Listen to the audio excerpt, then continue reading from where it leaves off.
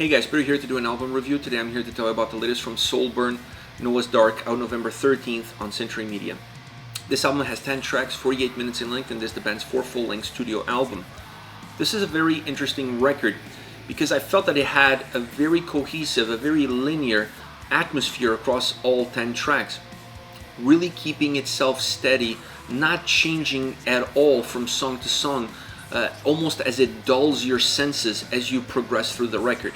But then under the hood, the album is very dynamic. The structure of the songs are dynamic, the overall structure of the album is dynamic, and the tracks have a very dynamic soundscape as well, pushing you in different directions. This album almost has the ability to feel like it's not moving at all, while the tracks are moving at a very fast tempo.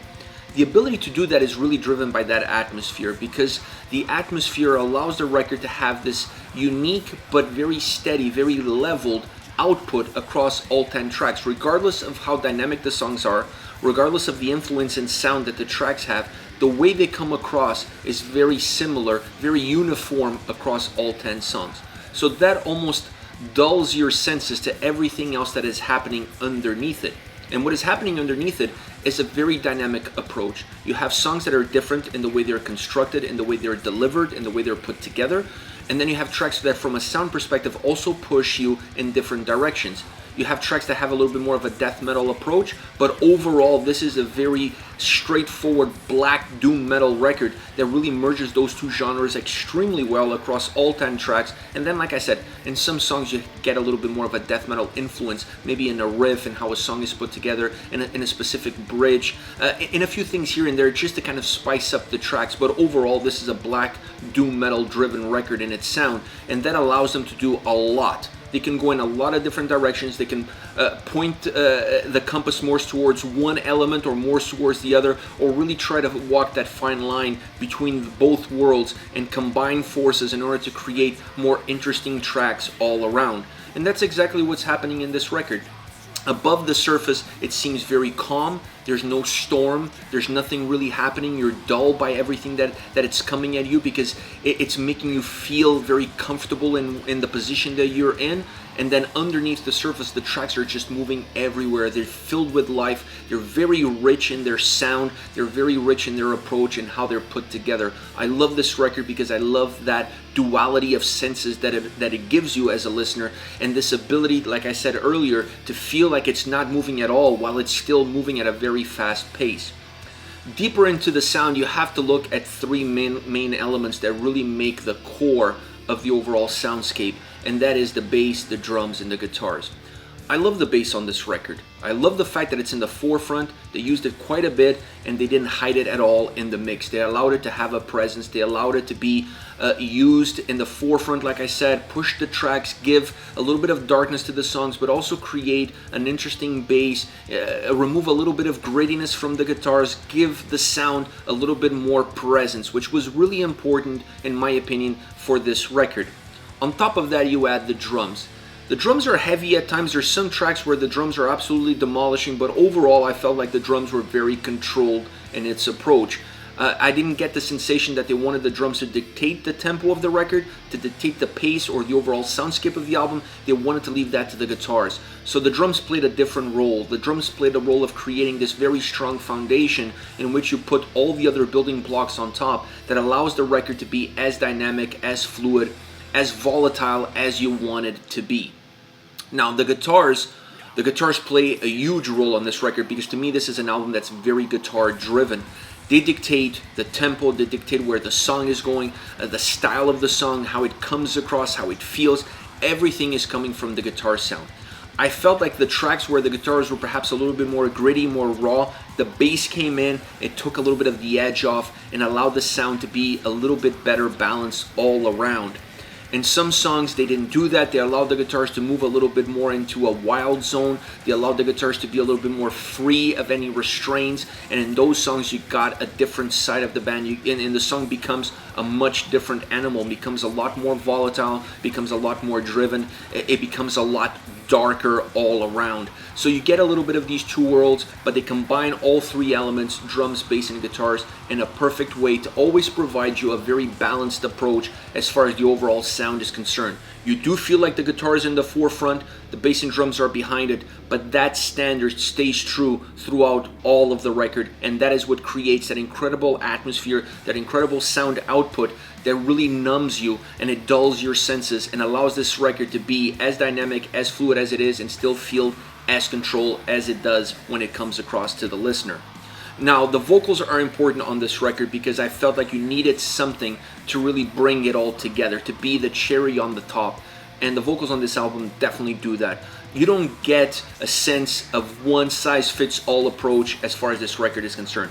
Now, the vocals are not perhaps as dynamic as the experience that I got from the sound on the tracks, but the vocals definitely have a little bit of diversity in it as you move across all 10 songs. The diversity is not as wild, it's a little bit controlled, but there's still a bit of difference from song to song. I felt that there was definitely an idea of getting the essence of the track, getting the essence out of the lyrics of that track, and try to put forward a delivery that fit with both worlds, would fit with the lyrics, with the lyrical content, and the overall mood and atmosphere that that song had that was being pushed forward by the sound. So I felt that while the vocals don't change that much from song to song, they change enough in order to add enough of a dynamic element to also move the track up and down, and to move the tracks up and down as you go through all 10 tracks on this record. So I love the fact that it's not overly dynamic. There's not a lot of changes to the point where you almost feel like each song is sung by a different lead singer. That's not the case, but there's still enough changes there to keep you interested, to keep you hooked, and to really give you a better feel, a better sound for each and every single song in order to bring the lyrics to life and the full essence of the story that they're telling you to life as well. Overall, I really enjoyed this record. I really enjoyed the dualities that this album has to offer, the changes, and that main change to me is really what I mentioned earlier in terms of feeling like I'm listening to an album that it's moving slow. The impression that I got when I was listening to this record is, wow, this is a very slow burning record. And then I started looking deeper into the tracks and I was like, wow, the tracks are moving at a very fast pace. So that dynamic of giving you one feeling while moving completely different from what it's giving to me was the winning formula for this record. It really made me come back to the album multiple times, stay connected with it, and really enjoy the ride that I was on for all 10 songs. So I love how this album was constructed, I love how this album was delivered, and I love the overall soundscape that created, that pushed that atmosphere to the forefront. Now, as far as songs are concerned, I want to start off with Noah's Dark, a track that moves with a melancholic bliss, at least until the vocals come in and add some aggression to the way this song is coming across. They definitely bring intensity, they definitely bring aggression and change. They switch the track every time they have a presence in it.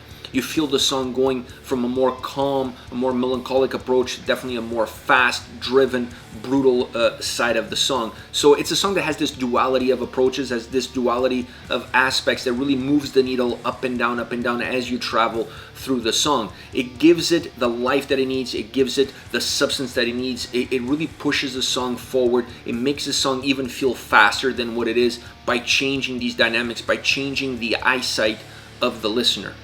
Next, Shrines of Apathy, melodic, dark. It moves slowly at a somber pace. It really feels dark. This song has a presence to it. You could almost cut it with a knife when you're listening to it.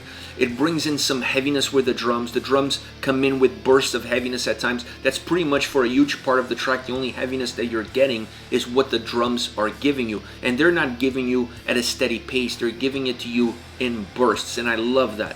The narrator-style vocal bridge in the middle of the song changes things. It starts the process of changing things. It definitely adds to the overall darkness that the song has, and it makes the song feel even slower than what it was up until that point, but it gives an incredible vibe to how this song comes across. Then in the last third of the track, the song explodes. It gains momentum, it gains speed, it goes in a completely different direction. It almost feels like a completely different song. If I played you the first minute or the first 30 seconds of this track and I play you the last 30 seconds of this track, you think they're two separate songs, because this song just completely evolves into something else in that last third and pushes the song violently across the finish line. I absolutely love how this track is put together. A perfect blend of black and doom metal, and you get a little bit of those two worlds depending on which part of the song you're in. Last but not least, Triumphant One. This is an interesting track because this is one of the shortest tracks on the record, and to me this really works as an interlude track.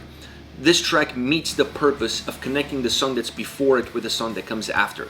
And the reason why I picked this track is because of the importance that it has when you look at the overall big picture of the record. While not being a very impactful kind of song, perhaps when you listen to the album, this is going to be almost a throwaway song because it doesn't have a lot happening in it. It's a very methodic, a song that feels like you're walking through quicksand. It just doesn't move, it just grinds you, it just moves slow and slower. It has a great overall atmosphere. The vocals are very dark, and the drums have a little bit of dynamic. The drums try to push some life into this song, but overall, nothing else is changing. The guitars are steady, the vocals are steady, they're one speed, they're not going anywhere. The drums is the only ones really trying to reignite this track or pumping some life into it. But this song to me is worth for what it does within the record itself. It is an extended interlude, and it really does a great job connecting what came before it with what comes after. For that reason, it's one of my favorite tracks because it breaks the record. It gives a sense of continuity, but at the same time it breaks the album, and that is an important role for this song when you look at the big picture of how this album is constructed. This is it, guys. This is Soulburn with Noah's Dark, out November 13th on Century Media Records. Let me know your thoughts on the band, on the singles. Use the comment section below. I'll be reading those and getting back to you. Take care, guys.